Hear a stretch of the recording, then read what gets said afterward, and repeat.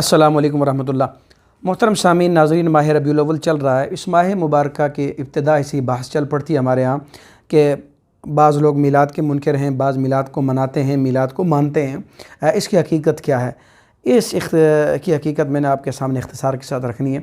سب سے پہلی بات یہ ہے کہ آپ علیہ الصلوۃ والسلام کا تذکرہ مبارک کرنا یہ عبادت ہے، اور آپ علیہ الصلوۃ والسلام کا تذکرہ کر کے یہ بتانا کہ ایسی زندگی اپنائی جائے یا اسوہ حسنہ ہے، یہ بتانا تو عبادت ہے، اور یہ بتانا ضروری ہے، اس کی ترغیب دینا بھی چاہیے، چونکہ آپ علیہ الصلوۃ والسلام ہی ہمارے لیے بہترین عملی نمونہ ہیں۔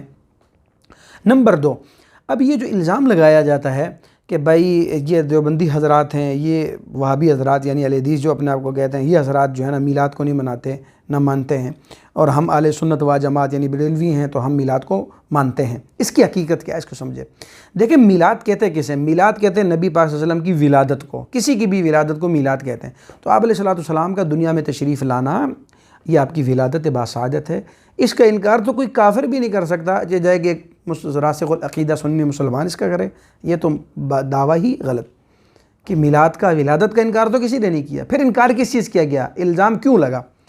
اب اس الزام کو سمجھنے سے پہلے میں 2-3 مثالیں اختصار کے ساتھ آپ کو دینا چاہتا ہوں۔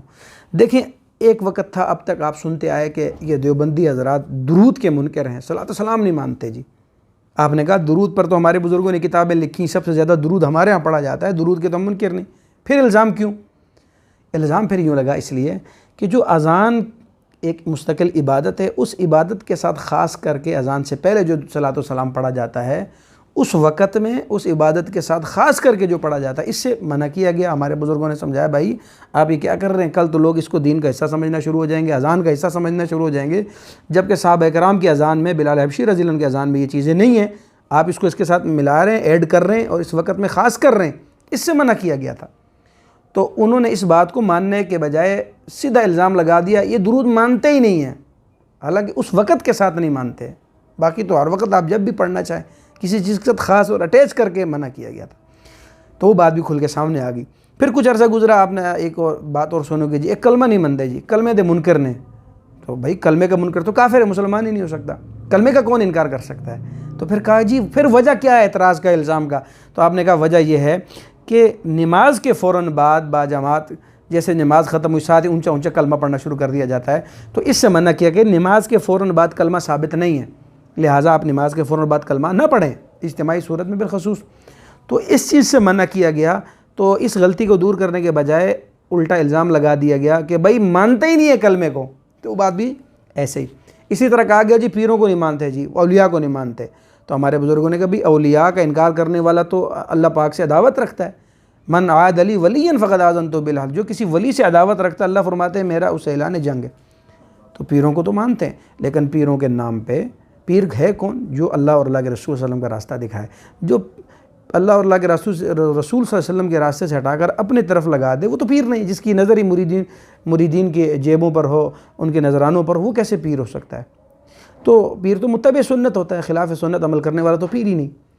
تو یہ بات سب جب سمجھائی گئی تو بجائے اس کے کہ اس غلطی کو دور کیا جاتا، انہوں نے کہا مانتے ہی نہیں جی ولیوں کو، پیروں کے منکر ہو گئے۔ حالانکہ پیروں کے منکر نہیں، جو پیر کے نام پر دبا ہیں یا پیر کو بدنام کر رہے ہیں، ان لوگوں کا انکار کیا گیا۔ اسی طریقے سے میرے بھائی اس قضیے کو سمجھیں کہ میلاد کا انکار نہیں کیا گیا، میلاد تو ولادت ہے۔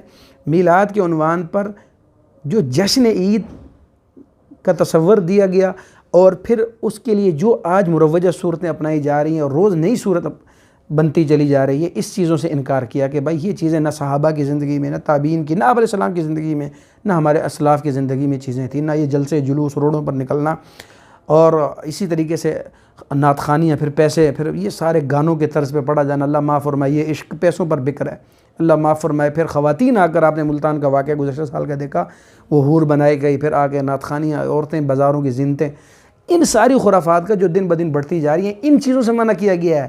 میلاد سے کس نے منع کیا؟ آپ کے ذکر سے کس نے منع کیا؟ تو اور بہت ساری خرافات جو اس کے ساتھ لازم ہیں، ان چیزوں سے منع کیا گیا۔ ذکر کرنا تو آپ علیہ السلام کی عبادت ہے۔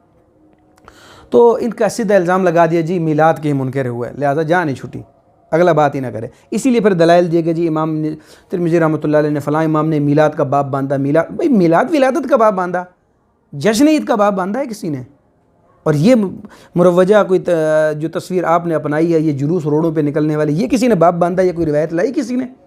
تو آج ایک نظریہ گڑا جاتا ہے، پھر کہا جاتا ہے کہ جی یہ عقیدہ قرآن سے ثابت ہے، حدیث، اللہ معاف فرمائے۔ دیکھیں ایک چوری پھر سینہ زوری، ایک غلطی، خود عقیدہ گڑا، ایک عمل گڑا، نظریہ گڑا، پھر قرآن حدیث کے اللہ معاف فرمائے وہاں سے دلائل گھڑنے کی کوشش کی جائے۔ تو یہ صحابہ کرام نے قرآن کریم سمجھا، نبی پاک صلی اللہ علیہ وسلم پہ نازل ہوا، آپ نے پڑھایا، تو نہ آپ نے ان قرآن کریم کی ان آیات کی تشریحات فَلْيَفْرَحُوا اور دیگر آیات کا یہ ترجمہ تشریح سمجھائی، اور نہ صحابہ کرام نے آگے یہ بتائی، نہ انہوں نے یہ اپنائی۔ تو آج ایک تعریف تشریح آپ کریں اور پھر آپ کہیں جی یہ دین ہے، تو یہ اللہ معاف فرمائے انہوں نے دین کامل نہیں پہنچایا۔ تو دیکھیں یہ اس طرح کی باتیں ہوتی ہیں، امت کو اس افتراق میں نہ ڈالیں، لڑائی جھگڑے میں نہ ڈالیں۔ میں اعتدال والی بات یہ کہتا ہوں کہ اگر آپ نے کرنا ہے تو آپ کی ذاتی رائے آپ کرتے رہیں، لیکن یہ دین کا حصہ نہیں ہے، نہ یہ دین ہے، اس کو دین نہیں آپ کہہ سکتے، اور نہ کرنے والوں پر آپ ملامت نہیں کر سکتے، آپ ان کو عاشق رسول کی لسٹ سے نہیں نکال سکتے، یہ شک کا معیار نہیں۔ اس لیے کہ صحابہ کرام اس کو اپناتے اگر یہ شک کا معیار ہوتا، سادہ سی بات ہے، اس میں کوئی مشکل بات نہیں۔ دوسری بات، اب جہاں یہ دوست ہمیں کہتے ہیں یہ میلاد کے منکر ہیں، وہیں پر ہمارے یہ دوست پتہ ہے کیا کہتے ہیں، ہمارا نظریہ ہے نبی پاک صلی اللہ علیہ وسلم نور من نور اللہ، یہ ان کا عقیدہ ہے۔ اب آپ دیکھیں نور کی ولادت ہوتی ہے؟ نہیں، نور کی ولادت کہاں ہوتی ہے بھائی؟ ولادت تو بشر کی ہوتی ہے۔ تو جو آدمی کہے گا نبی پاک صلی اللہ علیہ وسلم نور من نور اللہ ہیں، تو نبی پاک کی ولادت کا میلاد کا منکر تو وہ ہوا، نہ کہ وہ ہوا جو بشر مانتا ہو۔ ہم تو نبی پاک صلی اللہ علیہ وسلم کی جنس بشر مانتے ہیں کہ آپ بشر ہیں، افضل البشر ہیں، اور آپ امام الانبیاء ہیں کائنات میں، اللہ تعالیٰ نے آپ کو سب سے بڑا مقام مرتبہ آپ کو عطا فرمایا ہے، یہ ساری چیزیں مسلم ہیں، لیکن آپ جنس بشریت سے ہیں، آپ کو بشری تقاضے سارے لاحق تھے۔ تو اس لیے جو منکر ہوگا آپ کی بشریت کا اور دعویٰ کرے آپ کی نورانیت کا کہ آپ نور من نور اللہ ہیں، تو میلاد کا منکر حقیقت میں تو وہ ہوگا۔ لہٰذا کسی پر الزام لگانے کے بجائے اپنی اصلاح کرنا بہت زیادہ ضروری ہے، اور اصل بات ہے کہ آپ علیہ السلام کی اتباع کرنا ضروری ہے۔ اللہ تعالی ہمیں آپ علیہ السلام کے آپ کے صحابہ کی اتباع کرنے کی توفیق عطا فرمائے۔ والسلام ورحمۃ اللہ وبرکاتہ۔